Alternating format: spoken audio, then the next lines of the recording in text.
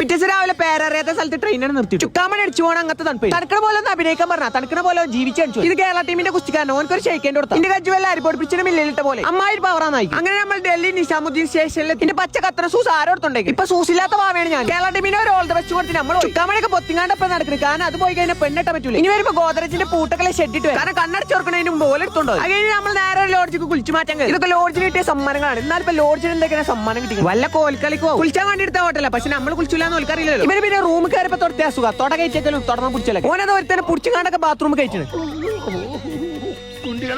ഇവരെ പോലെയുള്ള നായ്ക്കൾ കിട്ടിയാവും ലോഡ്ജിരിക്കണ കപ്പോ പോയ പച്ച സൂസ് സർപ്രൈസ് ആയിട്ട് ഈച്ചു കൊടുത്തു കുളിച്ചു മാറ്റിക്കാണ്ട് നമ്മൾ പുറത്തേക്ക് ഇറങ്ങിയ ചോറയിച്ചാനേ റോഡ് ഏതാ അരിച്ചാൽ ഏതാണെന്ന് അറിയാൻ പറ്റാത്ത അവസ്ഥയാണ് റോഡിന്റെ ഒക്കെ അമ്മാരി ഇതാണ് ഇവിടുത്തെ വളർന്നു വരുന്ന അതോലോ ചെക്കന്മാർക്ക് അവിടെ പ്രാവിന്റെ ബിസിനസ് ആണ് പ്രാവിന്റെ ചുക്കാമണിയൊക്കെ നോക്കിയിട്ട് വില അവിടെ നമ്മൾ മുറാദാബാദി ബിരിയാണി കഴിക്കാനാ കയറി ചെക്ക സന്തൃപ്തനല്ല ഓരോ മോരണ്ടറിയാം